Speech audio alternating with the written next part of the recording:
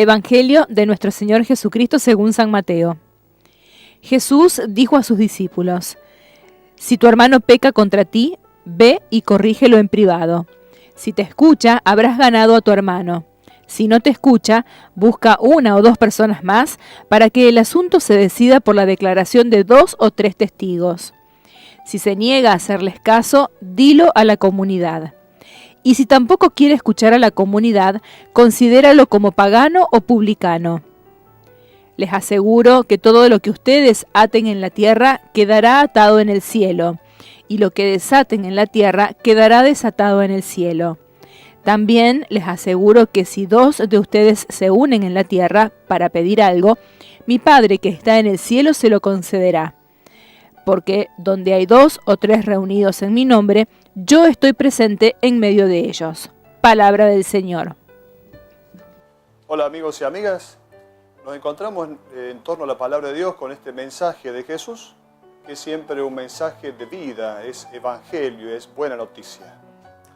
En una región de Italia hay un dicho que dice de esta manera: la lengua no tiene hueso, pero rompe tantas veces los huesos. Esto quiere decir que con la lengua podemos hacer mucho daño y mucho mal. Y hay un relato que se llama Los 3 coladores, que es oportuno que lo traigamos a la memoria para pensar este evangelio.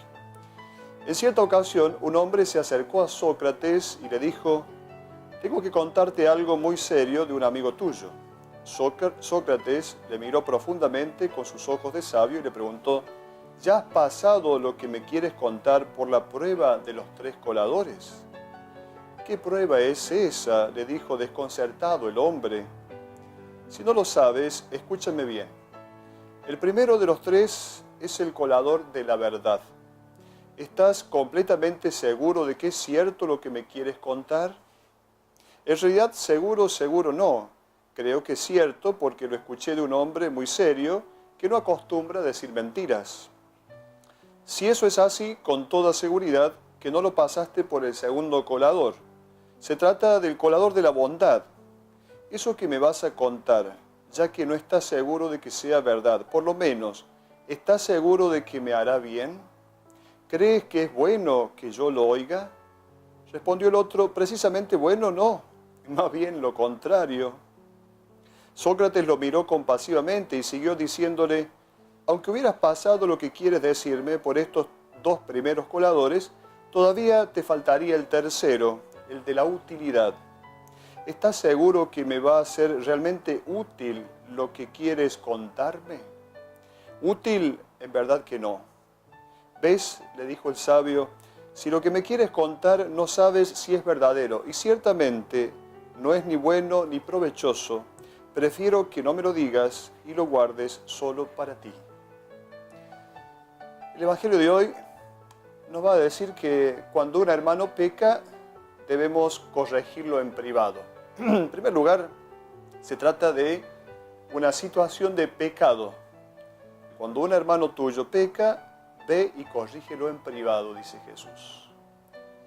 Cuando el hermano tuyo peca, lo cual no significa decir: me da la impresión de que se ha equivocado, me parece a mí que está en pecado, me ha molestado a mí. No solamente se trata de eso. Se trata objetivamente de que un hermano peca. Cuando nosotros pensamos la palabra pecado, muchas veces en nuestro esquema tradicional pensamos pecado es una transgresión de una ley que Dios ha puesto y por lo tanto este pecado lo hace enojar a Dios porque Dios ha puesto una ley, esa ley fue transgredida y por lo tanto Dios se enoja. Y entonces yo tengo que pedirle perdón a Dios para que no se enoje tanto y no sea cosa que me castigue. En esta mentalidad de pecado, en este modo de entender el pecado y la relación del hombre con Dios, Dios queda muy mal parado.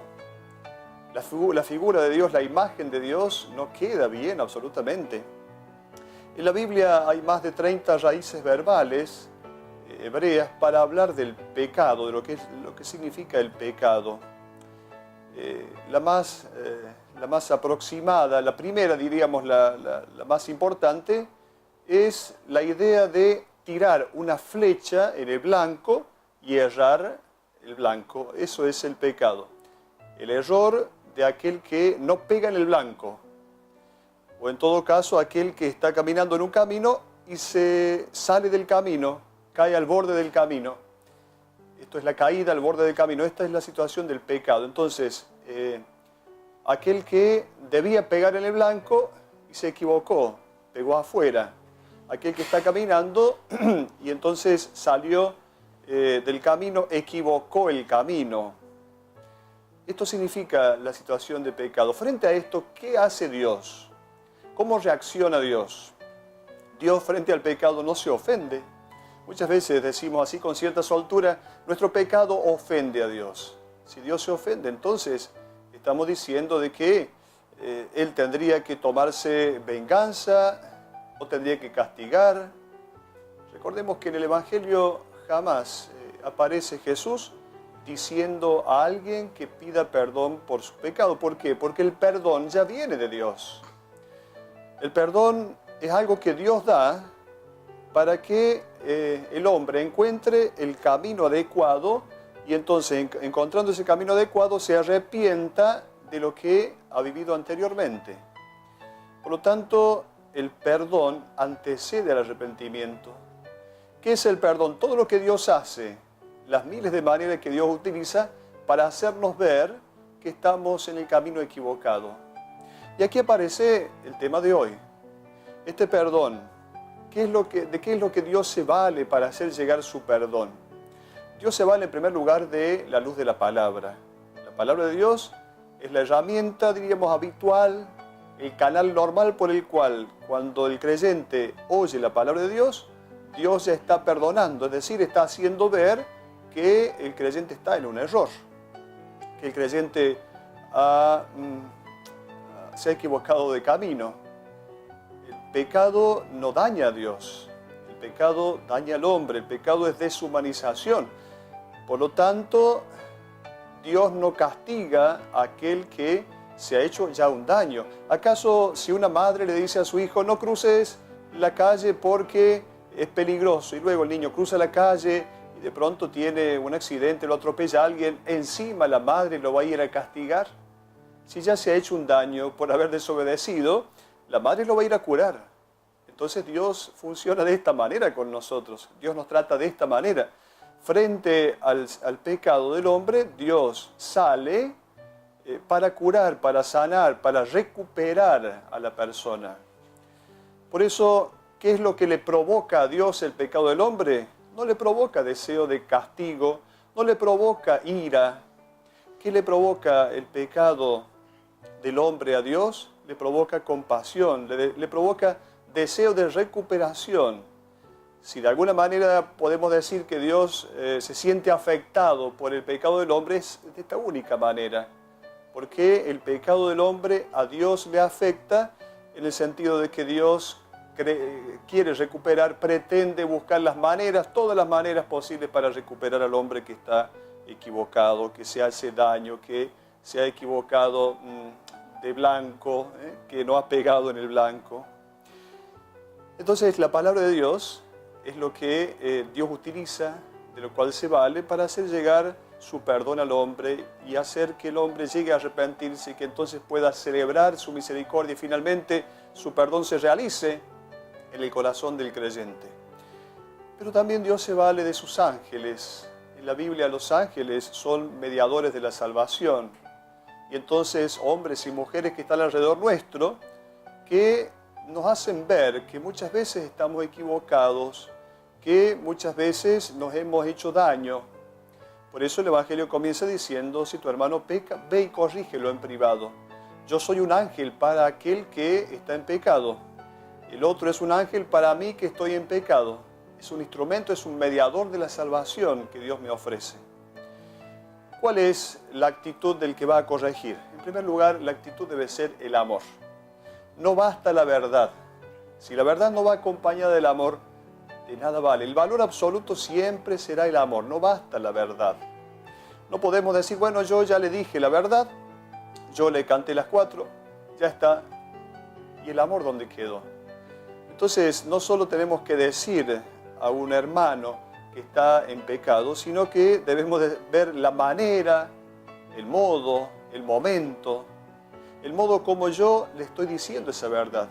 Sabiendo que no solamente es una cuestión que me ha ofendido a mí, sino que yo quiero recuperarlo.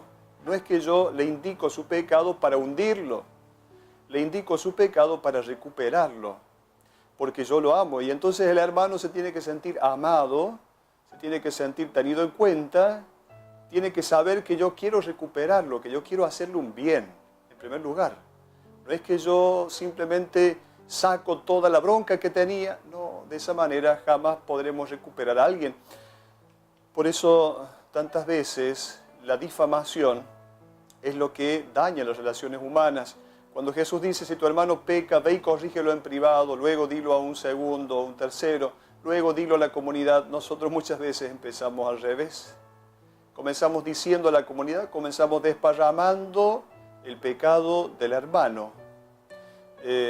Una antigua comparación cristiana cuando habla de esto de la difamación, dice, si un cura, un sacerdote, se va al campanario con una bolsa llena de plumas y desde el campanario tira la bolsa llena de plumas, desparramando todas las plumas en un día de viento, seguramente será muy difícil juntar nuevamente las plumas.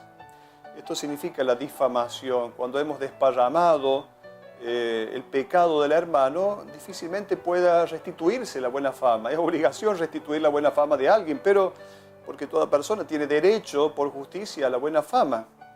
Pero cuando nosotros hemos desparramado aquella cosa mala del hermano, difícilmente se restituye, se recupera la buena fama. Lo primero que tenemos que saber es que cuando llegamos al hermano en una situación de pecado, lo primero que queremos hacer es recuperar al hermano, porque Dios quiere recuperar al hombre. Es llamativo que el Evangelio termina diciendo, si se niega a hacerles caso, dilo a la comunidad, y si tampoco quiere escuchar a la comunidad, considéralo como un pagano o un publicano. Y preguntémonos, ¿cómo trataba Jesús a los paganos y a los publicanos? ¿Los dejaba marginados? ¿Los dejaba a un costado? No, dice el Evangelio que Jesús comía con los publicanos y pecadores, se sentaba a la mesa con ellos, porque el médico viene a sanar no a los sanos, sino a los enfermos.